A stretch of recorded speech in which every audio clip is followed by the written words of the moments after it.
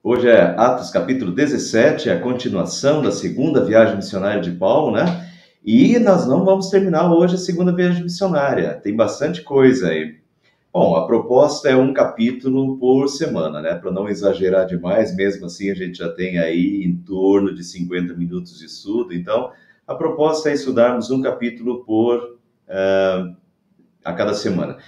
E a segunda viagem missionária é bem extensa, né? Então, e também entra muitas cidades famosas aí, cidades que depois Paulo dedica cartas específicas a elas, Filipos, né, que vai vir a carta aos Filipenses, Tessalônica, a carta aos Tessalonicenses.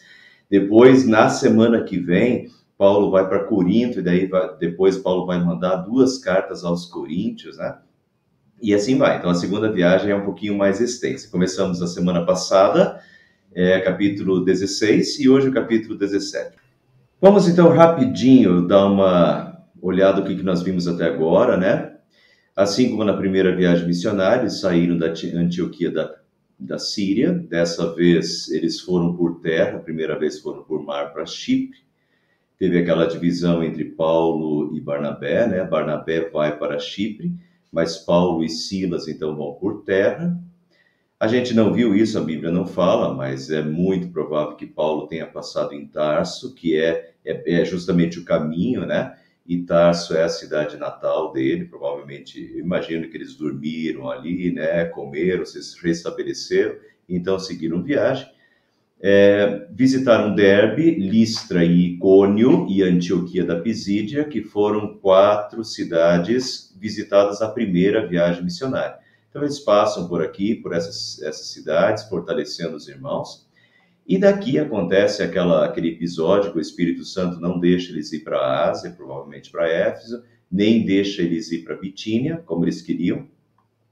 Mas o Espírito Santo os conduz até Troade, à beira-mar, e em Troade o Espírito Santo lhes dá uma visão de um jovem macedônio que pede passa Macedônia e nos ajuda.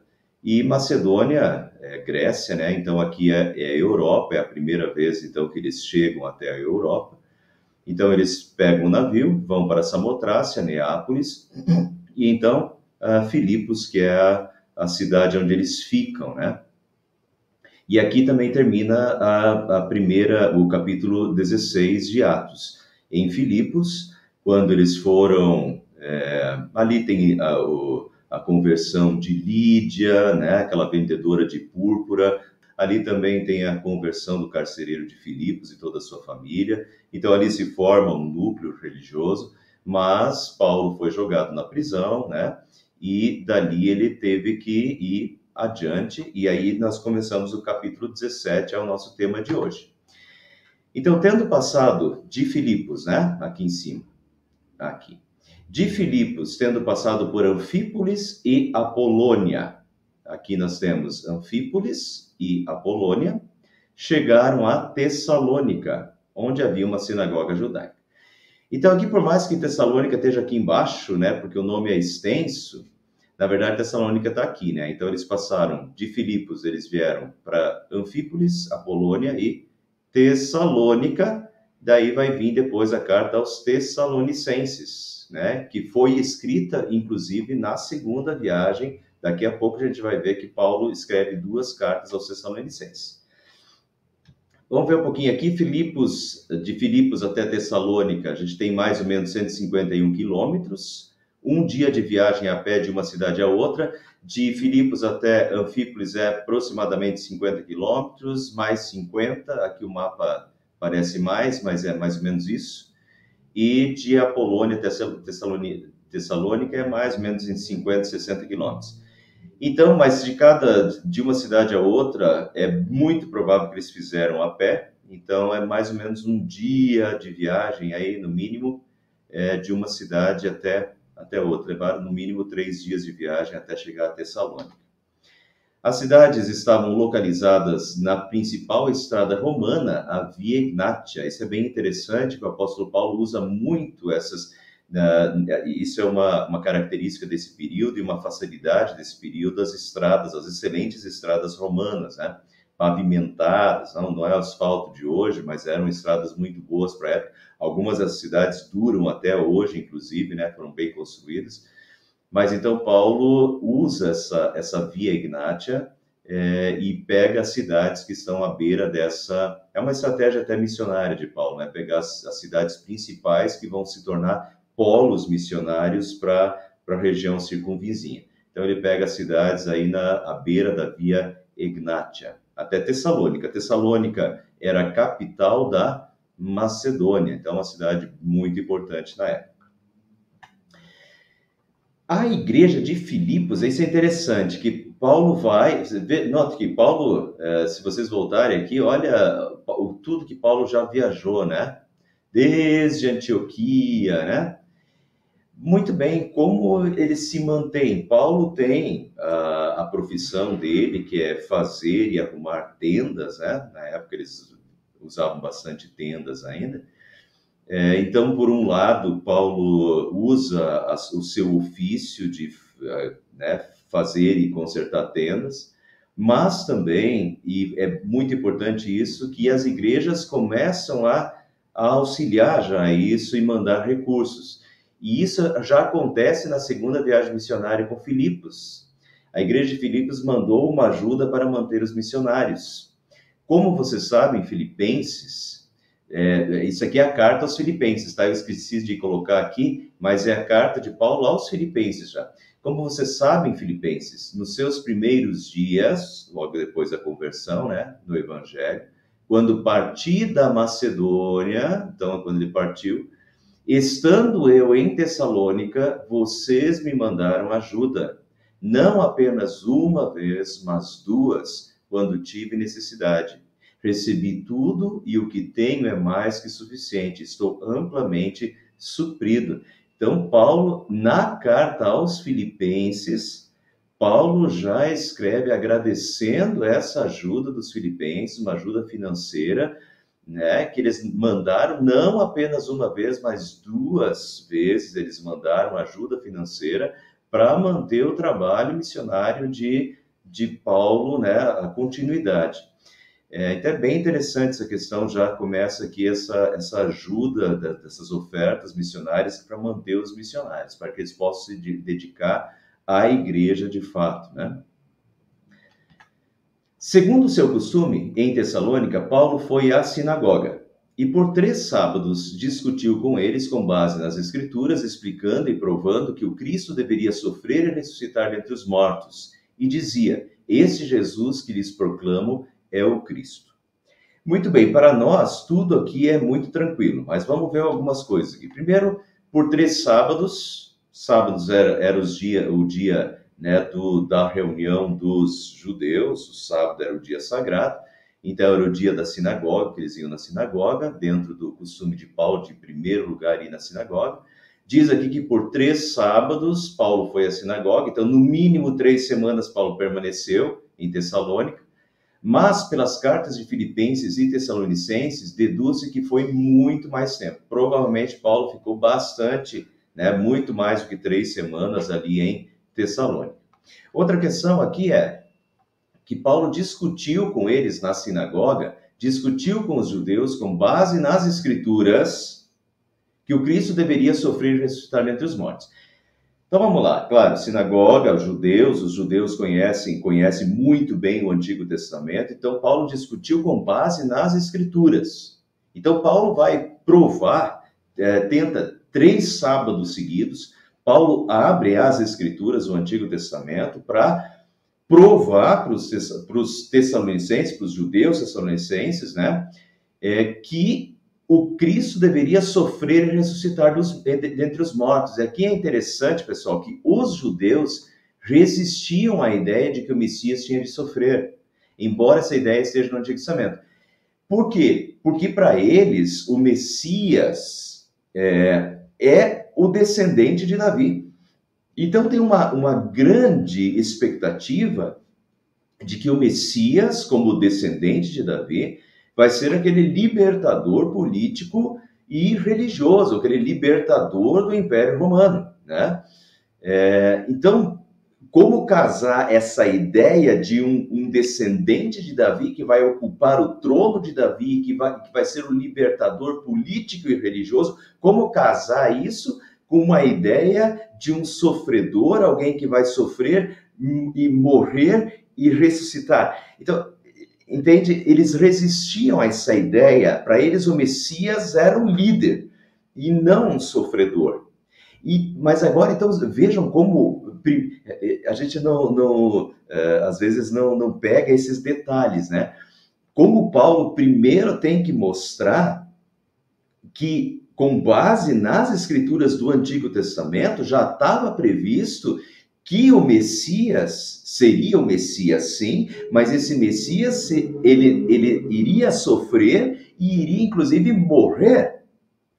E nós temos daí isso no Salmo 22. O Salmo 22 é aquele salmo em que Davi começa dizendo: meu Deus, por que me abandonaste? Então, eu imagino, e vocês podem imaginar também, que Paulo pega esses textos do Antigo Testamento que mostram até palavras usadas por Jesus na cruz: Deus meu, por que me abandonaste? No Salmo 22 também, Davi vai dizer: perfuraram as minhas mãos e os meus pés. É um salmo de tremenda angústia, que por sinal, combina. Eu já passei o Salmo 22 aqui na Páscoa desse ano, né? Quem quiser, está lá gravado no nosso canal do YouTube, na Quaresma e Páscoa, Salmo 22. Mas o Salmo 22 é o sofrimento da alma de Jesus, que tem eco no jardim do Getsemane. Então a gente pode imaginar, durante 3 sábados, o apóstolo Paulo pegando e trabalhando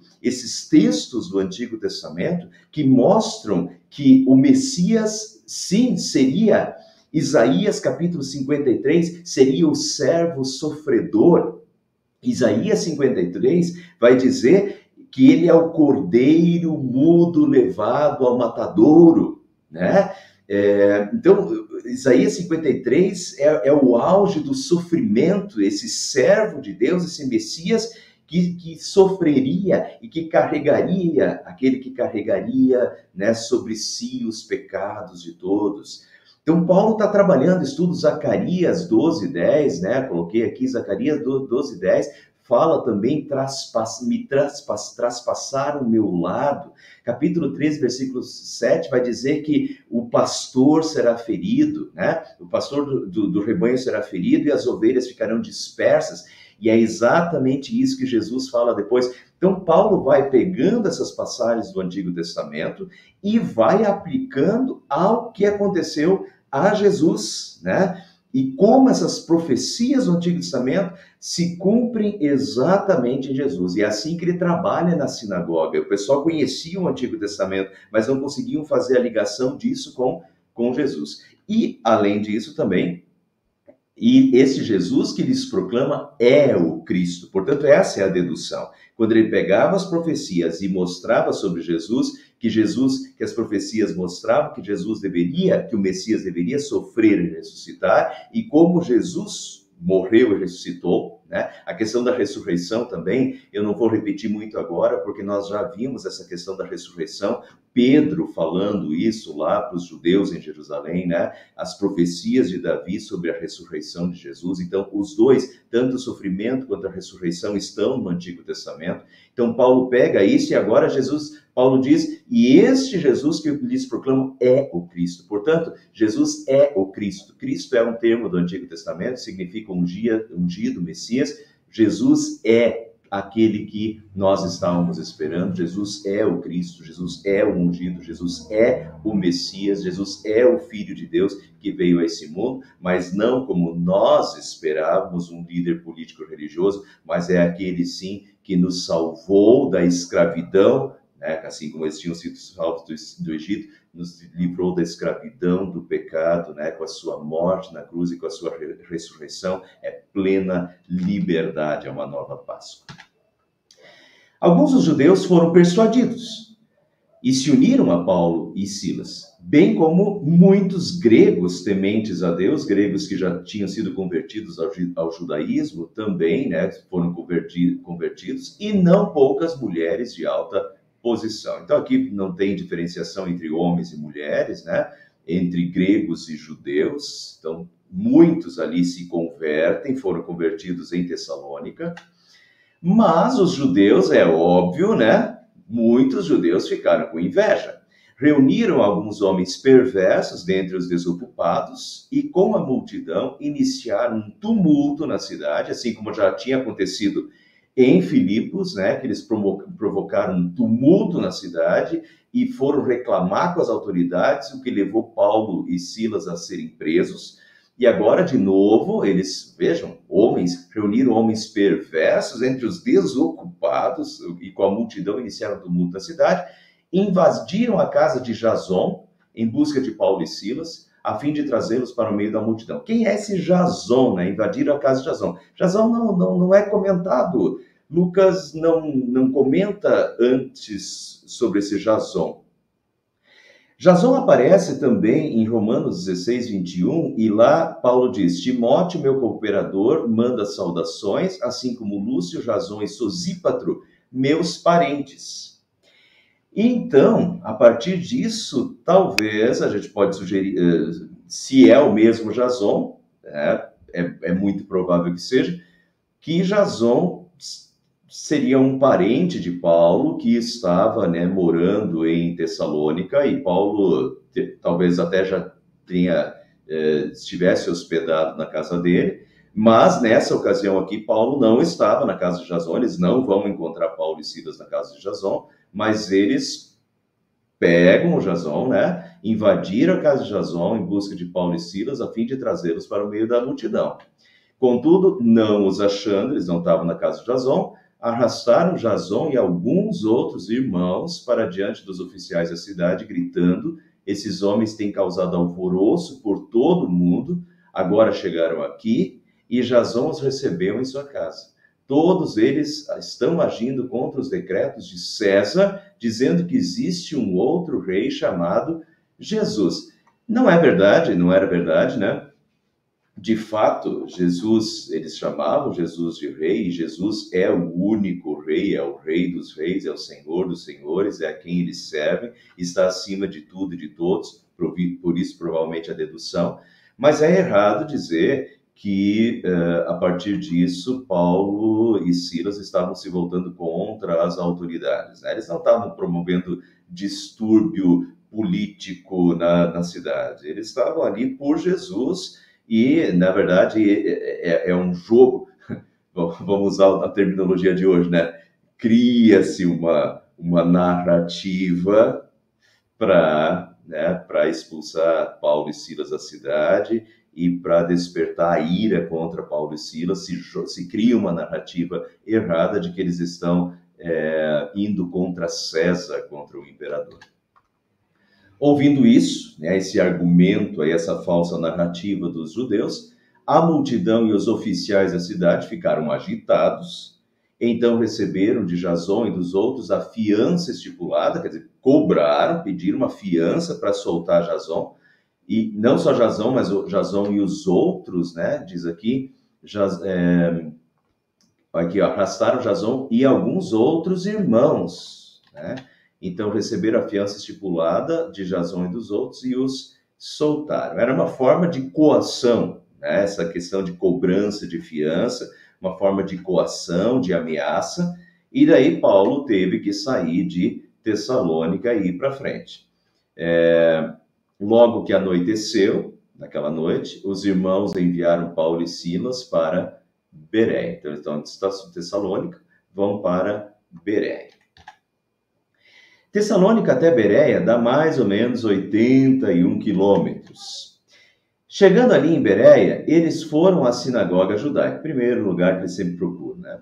Os bereanos, agora notem, os bereanos, os cidadãos de Bereia, eram mais nobres do que os tessalonicenses, pois receberam a mensagem com grande interesse, examinando todos os dias as Escrituras, para ver se tudo era assim mesmo. Então, aqui, deixa eu mostrar primeiro o Lucas nisso, né?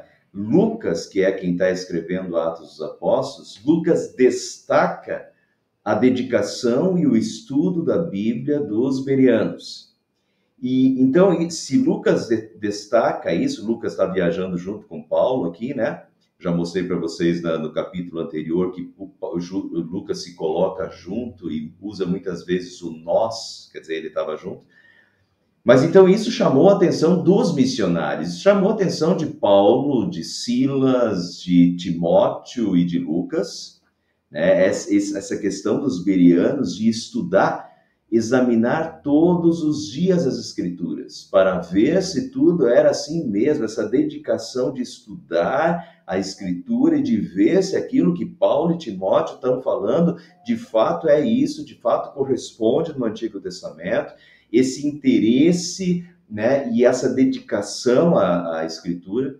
E daí todos nós precisamos ser como os bereanos no estudo da palavra. Então, os bereanos, os de Bereia, os bereanos eram mais nobres, né? Essa questão de ser mais nobre pelo estudo da palavra. E isso, então, virou aí ditado para os cristãos, né? De que nós precisamos ser como os bereanos, de estudarmos a Bíblia, de termos interesse pela Bíblia, de querermos saber mais da palavra de Deus, ter fome e sede da palavra de Deus, de sim entender tão profundamente e comparar a Bíblia ao que nós vemos, para não cair nas ciladas e nas tentações de Satanás, né? Então, quanto mais conhecimento bíblico nós temos, mais ferramentas nós temos para enfrentar as situações, para diagnosticar as tentações do diabo, que sempre vem, é o lobo em pele de cordeiro, é o mentiroso que coloca suas mentiras em forma de verdade. Então, como combater? Como conseguir diagnosticar as mentiras do pai da mentira, né? As inverdades. Não consegue se diagnosticar as mentiras e as meias verdades de Satanás se você não tiver um profundo conhecimento da palavra. Então, nós precisamos voltar a isso, a essa mentalidade, né, e essa vontade de estudar a Bíblia dos bereanos, de conhecer as Escrituras, de comparar as Escrituras às coisas, né? Por sinal, eu mandei aí ontem, ou hoje, não me lembro, sobre aborto, né? Aborto é uma coisa que está sendo discutida no Supremo Tribunal Federal e está sendo, de novo, criado narrativas falsas, né? De que até a 12ª semana a gente não teria vida, né? Não se fundamenta biblicamente. Eu citei lá o Salmo 139, mas veja lá, no Salmo 139 fala lá do embrião, né? Que é logo depois da fecundação, o primeiro período ali depois da fecundação. Então, se você tem conhecimento bíblico, você não cai nas ciladas, você não cai nessas narrativas, nessa criação de narrativas falsas e demoníacas, né? De que vão causar assassinatos e prejuízos à vida de inocentes. Mas tem que ter conhecimento bíblico. Se você não tem conhecimento bíblico, então você começa a cair nas ciladas do diabo, nas meias-verdades, nas narrativas que se contam, com os argumentos que se citam a favor das mulheres e tal, mas não pensa no lado da vida, né? Enfim, mas tem que ter conhecimento. Sem conhecimento, você está refém das inverdades. E o resultado, né, de Paulo em Bereia foi que creram muitos entre os judeus, bem como dentre os gregos, e um bom número de mulheres de elevada posição, e não poucos homens. Então, de novo, se forma um núcleo em Bereia também, assim como já formou um núcleo em Filipos, um núcleo em Tessalônica, agora se forma um núcleo de cristãos que recebem a palavra, que são convertidos, de judeus que creem, de gregos, de mulheres, né, de homens em Bereia. E daí, quando os judeus de Tessalônica ficaram sabendo que Paulo estava pregando a palavra de Deus em Bereia, dirigiram-se também para lá, agitando e alvoroçando as multidões. Quando isso aconteceu, né, esse pessoal de Tessalônica chega lá e alvoroça a cidade de Bereia, imediatamente os irmãos enviaram Paulo para o litoral, Mas Silas e Timóteo permaneceram em Bereia. Parece que a ira se concentra principalmente em Paulo, parece que Paulo é aquele que fala nas sinagogas, e daí a ira se concentra mais em Paulo. Mas, então, Silas e Timóteo permanecem em Bereia. Paulo é levado pelos irmãos para o litoral. E os homens que foram com Paulo o levaram daí até Atenas, a famosa Atenas, né, da Grécia. Partindo depois com instruções para que Silas e Timóteo se juntassem a ele tão logo fosse possível. Então eles levam Paulo para Atenas e voltam e dizem para Silas e Timóteo, que ficaram em Bereia, que tão logo possível que eles vão para Atenas e se juntar a Paulo. Detalhe aqui no meio disso aqui, pessoal. Como o texto diz que os homens levaram Paulo ao litoral, né? Primeiro diz que os irmãos enviaram Paulo para o litoral. E depois diz que levaram ele para Atenas. Então, como o texto diz que os homens levaram Paulo ao litoral e a Atenas, não sabemos se a viagem foi de barco ou a pé. Note aqui que tem um pontilhadinho, né? Esse pontilhadinho, alguns deduzem que Paulo tenha ido de barco até uma certa altura e depois a pé para Atenas. Se ele foi a pé, desde de Bereia até Atenas, dá 357 quilômetros aí. Daqui a pouco a gente vai ver aí quanto deu. Se não me engano, são 4.200 quilômetros ao todo, a segunda viagem missionária de Paulo. Mas se vocês forem somando aí, né? Só de Bereia até Atenas são 357 quilômetros. Essas viagens não eram curtas na época, né? Paulo, interessante que quando Paulo está em Atenas, Paulo desejou voltar para Tessalônica e visitar novamente os tessalonicenses.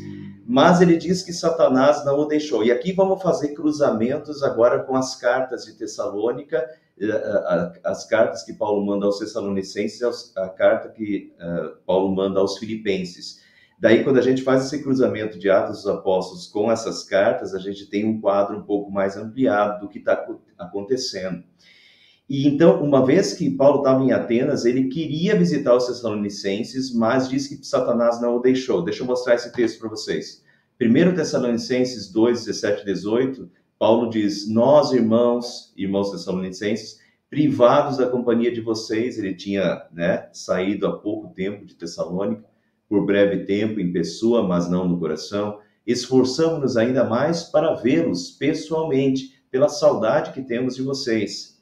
Quisemos visitá-los. Eu mesmo, Paulo, quis. E não apenas uma vez, mas duas. Mas Satanás, porém, nos impediu. A gente não sabe como é que foi isso, como é que aconteceu isso, mas Satanás impede Paulo de voltar para Tessalônica e de visitar os tessalonicenses ele mesmo, pessoalmente. Então, como Satanás impediu Paulo, de alguma forma, de visitar os tessalonicenses, o que Paulo faz?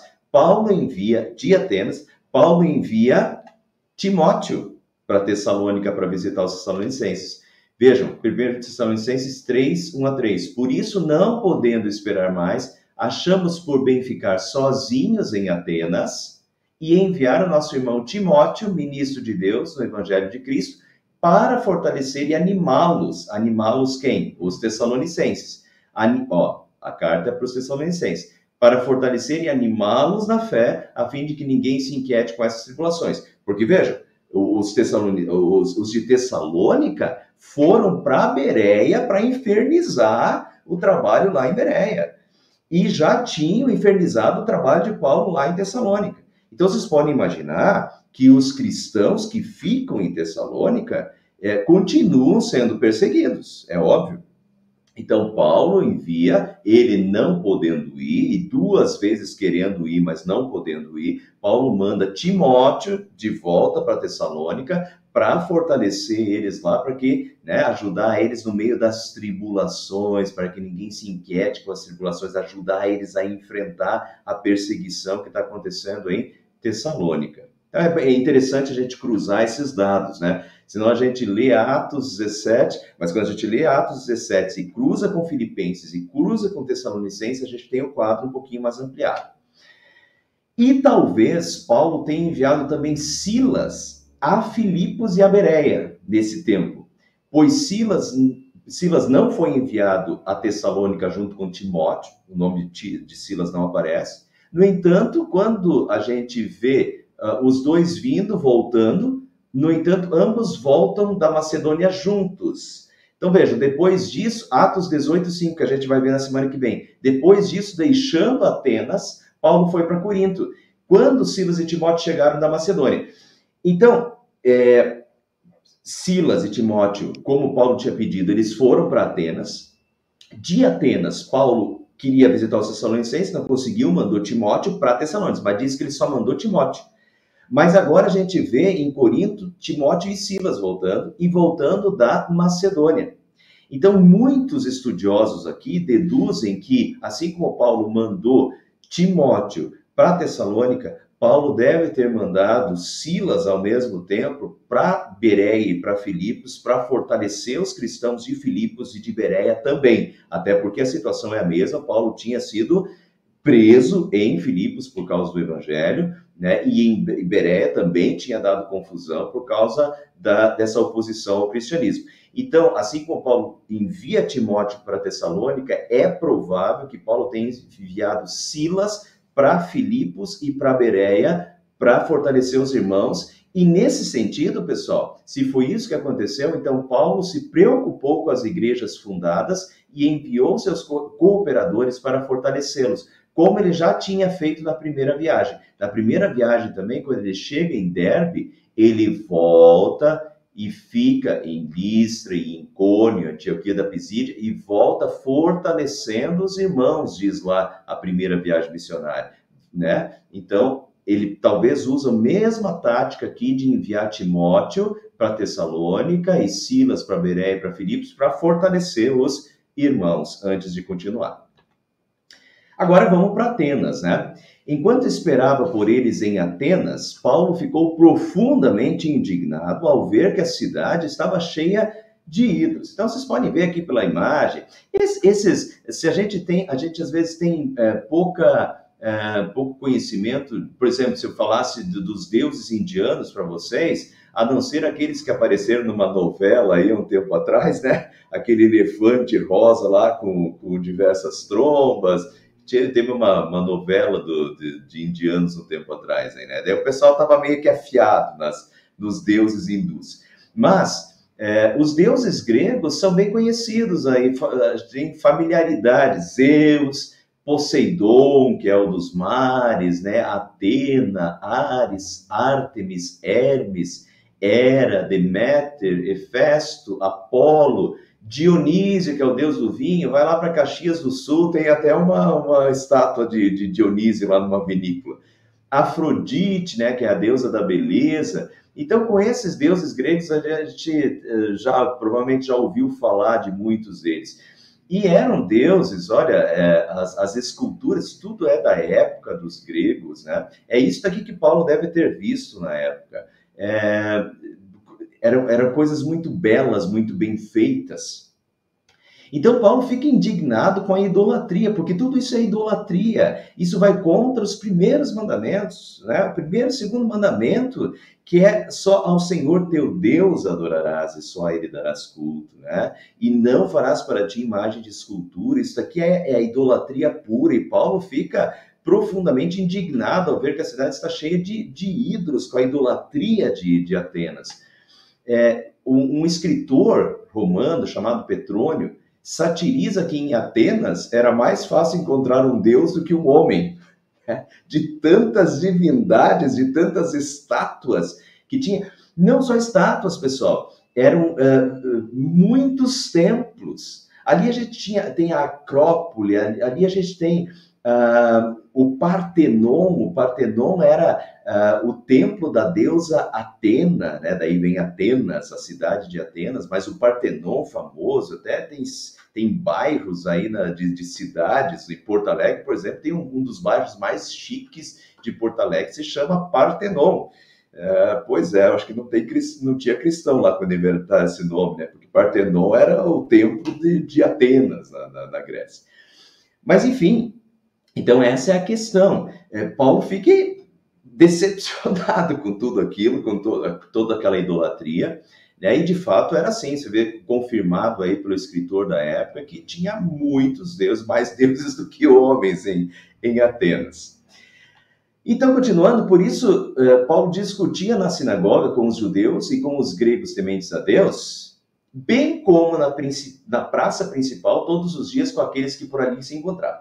Então, Paulo tanto ia para a sinagoga e discutia com os judeus na sinagoga, mas não só. E aqui Paulo também vai para a praça principal.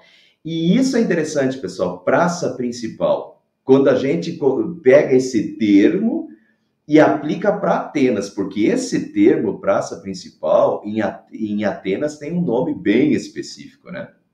Atenas era a cidade da filosofia, era a cidade de Sócrates, de Platão, de Aristóteles, todos eles, assim como muitos outros filósofos, viveram em Atenas. Atenas era o berço da filosofia grega, né? Desde 400 anos antes de Cristo.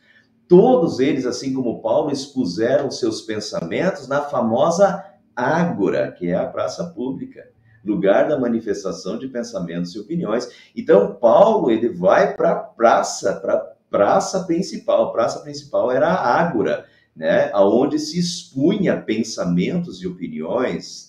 Ali era uma praça extremamente conhecida e era uma praça onde os filósofos costumavam colocar as suas teorias, os seus pensamentos, as suas opiniões. E agora Paulo vai não só para a sinagoga, para os judeus, mas Paulo vai lá para a praça pública, para a ágora, e vai colocar a sua opinião, né, manifestar os seus pensamentos a respeito de Jesus. E agora veja o que acontece lá.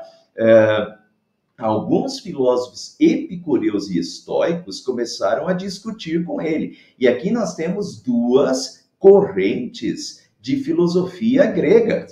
Então, vejam lá, olha onde Paulo está. Paulo está em Atenas, né? O berço da filosofia grega. E ali, esses dois grupos, que são dois grupos de escolas filosóficas desde 200 anos antes de Cristo, já essas escolas filosóficas existiam, os epicureus, os estoicos, e eles começam a discutir com Paulo, e Paulo discutir com os filósofos, né? Só para a gente entender, porque é bem interessante como isso, até hoje, a gente vê essas questões ainda. Resumido, aqui está bem borrado, mas os epicureus eram materialistas ao extremo, o homem vive como se não houvesse um porvir, importa o aqui e o agora, o imediato, e busca o prazer a todo custo. O hedonismo é a palavra-chave. Hedonismo é o culto ao prazer. Então, eles vivem para o prazer e para a felicidade, né? Tudo é uma busca do prazer e da felicidade. A qualquer custo, tá? E eu acho que isso daqui tem muita gente que está vivendo essa, inclusive não sou eu que acho, né? Isso são estudos sociológicos de que a nossa sociedade, os nossos jovens estão extremamente hedonistas, né? Vivendo um culto ao prazer e buscando só o que lhes dá prazer, tá? Então eles são epicureus, eles estão seguindo a filosofia do epicurismo sem saber. E, por outro lado, tem os estoicos, e os estoicos eram mais populares, mas eles se opunham ao prazer e criticavam os epicureus, são dois grupos antagônicos. Aqui, o epicurismo foi criado por Epicuro, esta corrente procura os prazeres da vida para, dessa forma, se libertar do sofrimento e se sentir bem, né? O culto ao prazer. Já o estoicismo foi criado por Zenão, de Sítio, pregava sobre a paz de espírito, em que nós dependemos apenas das nossas próprias virtudes, como o conhecimento, e erradicando o vício, que para os estoicos é considerado um mal absoluto. Os estoicos são extremamente racionalistas, né? Não dão muito espaço para as emoções, eles não são dos extremos, nem alegria, nem tristeza, nem riqueza, nem pobreza, eles são do meio termo para sofrer o menos, né? E são extremamente racionais, enquanto os epicureus são o hedonismo, o culto ao prazer. Mas veja então que Paulo está ali na praça pública discutindo com essas duas linhas filosóficas. E alguns perguntavam, o que está tentando dizer esse tagarela? Então, Paulo é visto como um tagarela. Esse termo tagarela é preconceituoso, é como se eles quisessem dizer assim, esse cara aí, ele não está entendendo o que ele mesmo está falando, né? Ele não conseguiu absorver o que ele mesmo está dizendo, como se Paulo não soubesse, né, não tivesse pensado o suficiente sobre a teoria dele. Outros diziam, parece que ele está anunciando deuses estrangeiros, pois Paulo estava pregando as boas novas a respeito de Jesus e da ressurreição. E agora veja o que vai acontecer. Vira ali o Paulo, olha, Paulo conseguiu a atenção. Paulo estava discutindo com os epicureus e com os estoicos, as duas linhas filosóficas ali na praça pública, na Ágora, e conseguiu a atenção do pessoal. Por quê? Porque ele foi chamado para ir para o Areópago. Então o levaram a uma reunião no Areópago. E o Areópago era um famoso lugar na colina de Atenas, onde se reunia o conselho, o tribunal de justiça, para considerar assuntos de ordem política e religiosa. Então o pessoal deu atenção, o que esse cara tá, né? O que esse cara tá falando? E leva o Paulo para expor essa sua teoria, esse seu pensamento, né? No Areópago. Então levaram a uma reunião do Areópago, onde lhe perguntaram, podemos saber que novo ensino é esse que você está anunciando? Você está nos apresentando algumas ideias estranhas e queremos saber o que elas significam. Todos os atenienses e estrangeiros que ali viviam não se preocupavam com outra coisa senão falar ou ouvir as últimas novidades. Eles eram ávidos por novidades, por novos pensamentos. Era a cidade da filosofia, né? Novos pensamentos, novas teorias. E o que Paulo estava trazendo era uma novidade. Então nos expõe a esse novo pensamento. E o Areópago era um lugar de julgamento dessas teorias. Então Paulo levantou-se no famoso Areópago de Atenas, assim como ele já tinha ido na famosa Ágora, agora Paulo está no famoso Areópago, levantou-se na reunião do Areópago e disse, atenienses, vejo que em todos os aspectos vocês são muito religiosos, pois andando pela cidade observei cuidadosamente os seus objetos de culto e encontrei até um altar com essa inscrição ao Deus desconhecido. Ora, o que vocês adoram, apesar de não conhecerem, eu lhes anuncio. O que Paulo está fazendo aqui? Primeiro que essa questão do altar ao Deus desconhecido, isso foi provado arqueologicamente mais ou menos 100 anos depois de Paulo, foi encontrado altares com essa frase, ao Deus desconhecido, também em Olímpia, né? Na cidade de Olímpia, daí vem as Olimpíadas, né? Cidade de Olímpia, aqui em Atenas também. Então, de fato, tinha essa inscrição ao Deus desconhecido. A moral da história é, assim como o escritor lá falou que tinha mais deuses do que pessoas em Atenas, o medo deles era de era um medo da divindade, era o medo de deixar algum Deus irado. Então, com esse medo de ter esquecido de algum Deus, eles constroem um altar ao Deus desconhecido. E Paulo, e aí é interessante a montagem do discurso de Paulo, tá? Como Paulo tenta achar links com a cidade e com o pensamento, links que façam com que as pessoas queiram ouvi-lo. E Paulo começa o discurso dele no Areópago de uma forma muito interessante. Provavelmente ele teve a atenção dos atenienses, né? Porque ele começa o seu discurso dizendo, olha, andei pela cidade de vocês, observei cuidadosamente seus objetos de culto, encontrei um altar com inscrição ao Deus desconhecido, e olha daí como ele pega essa ponte. Ora, o que vocês adoram, esse Deus desconhecido que vocês estão adorando, apesar de não conhecer, eu lhes anuncio. Quer dizer, ele pega essa ponte e vai dizer, olha, eu vou anunciar quem é esse Deus desconhecido para vocês. E daí ele tem a ponte para começar a falar. O Deus que fez o mundo e tudo que nele há, é o Senhor dos céus e da terra. E não habita em santuários feitos por mãos humanas. E agora Paulo já está começando a colocar este Deus como o criador de todo o universo. Aqui, quando ele fala do mundo, ele usa o termo cosmos do grego, que é um termo usado na filosofia, né? Então, o Deus que fez todo o cosmos. Esse é o Deus criador de todas as coisas, portanto, Paulo já coloca esse Deus acima de todos os deuses. Numa tacada, Paulo já coloca esse Deus acima de todos os deuses do panteão grego, né? Mas esse é o Deus que está acima, que criou os céus e a terra, portanto é o superior. E esse Deus não habita em santuários feitos por mãos humanas. E olha, tem escritores e especialistas que até dizem que Paulo, nessa altura aqui, talvez tenha apontado lá para o Partenon, o famoso Partenon, né? Era o templo da deusa Atena. Então, que Paulo aqui, na primeira frase, Paulo já coloca Deus acima de todas essas divindades gregas, né? Deus é o criador de tudo.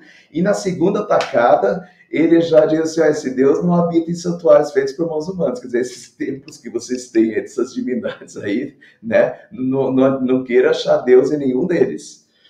Ele não é servido por mãos de homens como se necessitasse de algo, porque os deuses gregos, tinha lendas de deuses gregos que tinham relações com humanos e saía meio, né? Hércules, por exemplo, que era meio deus, meio humano, né? Essa era a questão. Então, esse Deus não é servido por mãos humanas como se necessitasse de algo, ele não precisa de oferenda nenhuma, porque ele mesmo dá vida a todos, o fôlego e as demais coisas. E daí, de novo, Paulo está usando uma linguagem que para os judeus, se fosse na sinagoga, Paulo diria assim, Paulo citaria o texto lá que diz assim, o Deus não tem olhos, mas não veem, tem ouvidos, mas não ouvem, tem boca, mas não falam. Quer dizer, são estátuas que não têm vida. Mas já para eles, Paulo não cita esse texto do Antigo Testamento, mas em outras palavras, Paulo está falando a mesma coisa, né? Ele mesmo dá vida a todos, dá a todos a vida, o fôlego e as demais coisas. Quer dizer, o que vocês estão adorando, essas estátuas que vocês estão adorando, não tem vida, né? Não falam, não ouvem, não veem. E Deus não está habitando nesses templos de vocês e nem nessas estátuas sem vida.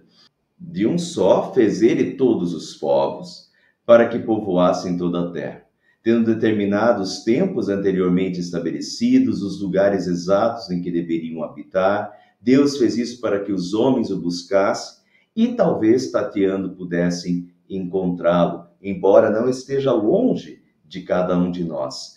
Pois nele vivemos, nos movemos e existimos, como disseram alguns dos poetas de vocês. Também nós somos descendência deles. De novo, Paulo, estrategicamente, para criar elos de comunicação, Paulo cita escritores, Epimênides, que viveu em 600 anos antes de Cristo, que tinha falado, pois nele vivemos, nos movemos e existimos, e Aratus, que viveu em 315 a.C., que falou também somos descendência dele. Então, Paulo está fazendo aqui elos de comunicação para despertar o interesse, mostrar que ele né, entende desses filósofos, está citando nomes conhecidos, pensamentos conhecidos dentro do discurso dele para criar elos de comunicação, né? Mas, ao mesmo tempo, está dando o seu recado muito bem dado sobre Deus também. Assim, visto que nós somos descendência de Deus, não devemos pensar que a divindade é semelhante a uma escultura. Vejam, olha aí ele batendo contra essa idolatria da cidade com a qual ele se escandalizou quando ele chegou. Assim, visto que somos descendência de Deus, não devemos pensar que a divindade é semelhante a uma escultura de ouro, de prata, de pedra, feita pela arte e pela imaginação do homem, né? Muito delicadamente, ele botou abaixo toda a idolatria da cidade, né? Todos aqueles deuses ali, aquelas esculturas belas, esculturas de deuses gregos. No passado, Deus não levou em conta essa ignorância. Mas agora ele ordena que todos em todo lugar se arrependam. Agora o discurso começa a ficar mais profundo e complicado. Está chamando o povo a considerar o seu erro e a se arrepender. Em todo lugar ele ordena que se arrependam. Pois estabeleceu um dia em que há de julgar o mundo com justiça por meio do homem que designou, e aqui é Jesus, e deu provas disso a todos, ressuscitando-o dentre os mortos. Agora ele começa a chegar onde ele quer, mas ao mesmo tempo são as últimas palavras dele, porque eles interrompem ele por aqui. Ele está indo bem, ele está fazendo links, elos de comunicação, mas quando ele chega nessa questão do arrependimento, na questão do juízo final, de que eles têm que se arrepender porque eles vão prestar contas, né? Aquele que julga, que há de julgar o mundo com justiça por meio do homem que designou, e aqui ele chega em Jesus, que tem um homem designado, e deu provas disso a todos, ressuscitando dentre os mortos. Né? Então ele está falando de Jesus. Jesus vai julgar as pessoas, vai julgar os vivos e os mortos, e Jesus é aquele que ressuscitou. E daí, pessoal, quando chega nessa altura aqui, quando ouviram sobre a ressurreição dos mortos, alguns deles zombaram e outros disseram, a esse respeito nós o ouviremos outra vez. Ou seja, acabou, né? Não, Paulo, acabou o discurso de Paulo por aqui. A respeito disso, nós vamos te ouvir em outra vez. Ou seja, tipo, isso não fazia sentido para a filosofia deles. Eles acreditavam na imortalidade da alma, mas de acordo com a filosofia de Platão, o corpo era a prisão da alma. Então, falar de uma ressurreição, né, da alma voltando ao corpo, ou seja, uma ressurreição dos mortos, para eles a imortalidade era só a alma e não a ressurreição. Então, quando Paulo chega nesse ponto aqui para falar da ressurreição e fala da ressurreição de Jesus, eles dizem, aí parou por aí, né? Foi longe demais. A respeito disso, nós vamos te ouvir outra vez, mas, né, descartam Paulo. Mas Paulo deu o recado dele. E agora, notem, pessoal, com isso, Paulo retirou-se do meio deles. Alguns homens juntaram-se a ele e creram. Entre eles estava Dionísio, membro do Areópago, e também uma mulher chamada Dâmaris, e outros com eles. Então, a gente tem aqui pelo menos dois mais, né, porque outros com eles. Dionísio, membro do Areópago, um cara respeitado, então, Dâmaris, tem muitas mulheres aí chamadas de Dâmaris, né, e outros com eles. Então, alguns creram no que Paulo, na palavra de Paulo, e outros disseram assim, isso aí não nos interessa, isso aí a gente ouve outra vez, outra hora, tipo descartando, Paulo. Pessoal, e acabou, tá? Esse é o final do capítulo 17. Mas vamos ficar por aí. Essa também isso que esse é o resultado hoje em dia também. E eu acho que eu já senti isso muito.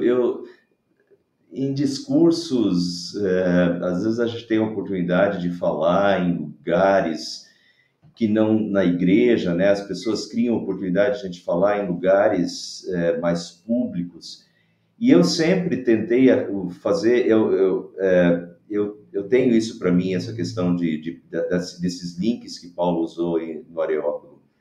E a gente aprende isso, principalmente quando você vai falar para um público que não é o teu público de igreja, você tem que tentar achar coisas em comum para despertar um interesse para que as pessoas queiram te ouvir. Então, eu já usei muito essas táticas aí.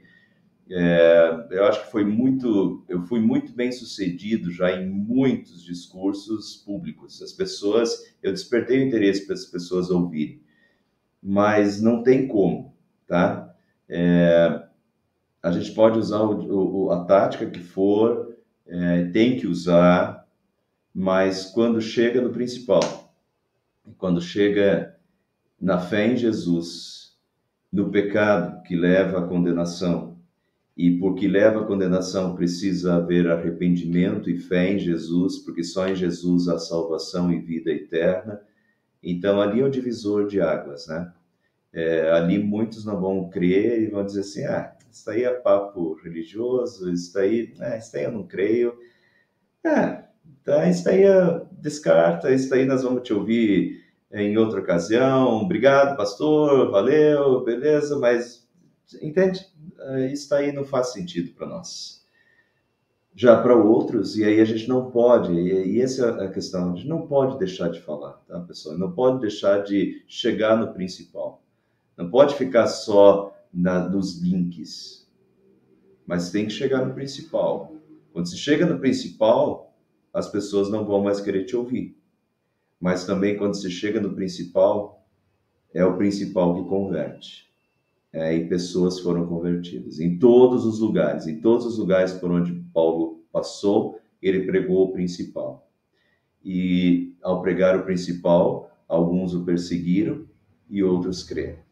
E é assim, esse é o antagonismo, né? Alguns vão crer e outros não vão crer. Essa é a divisão essencial, essa divisão, né, primordial aí e sempre vai valer. Isso não deve nos impedir de usarmos táticas, de aperfeiçoarmos o nosso discurso, de acharmos links para falar com as pessoas, mas fale sobre o principal e saiba, e esteja consciente de que ao falar sobre o principal, as pessoas, muitos vão descartar o que você está falando e vai dizer assim, tá, tudo bem, beleza. Outro dia a gente conversa mais sobre isso. Vão te descartar. Mas muitos vão crer. E os que creem vão ser somados, né, aos salvos por Jesus Cristo, né? Como diz várias vezes em Apóstolos, e Deus ia lhes acrescentando dia a dia os que iam sendo salvos através da pregação da palavra. Que a gente tenha esse, vamos pregar e vamos falar o principal, né? Alguns não vão aceitar, vão descartar, mas outros vão crer sob a ação do Espírito Santo no seu coração. Ficamos hoje por aqui, capítulo 17 terminou. Semana que vem a gente vai para Corinto, vamos chegar em Corinto, na Grécia, né? Depois Paulo vai escrever 2 cartas? Não, na verdade não. Paulo escreveu no mínimo 4. 2 nós temos, 2 foram perdidas, mas Paulo escreve depois 4 cartas aos Coríntios. Em Corinto, Paulo vai ficar 1 ano e meio, tá? Então vamos lá, semana que vem a gente vai para... Hoje já vimos Filipos, depois vem Filipenses, já vimos Tessalônica, Tessalonicenses, os Bereanos, e semana que vem vamos para Corinto e depois para Éfeso, né? Cidades importantes que recebem cartas posteriormente.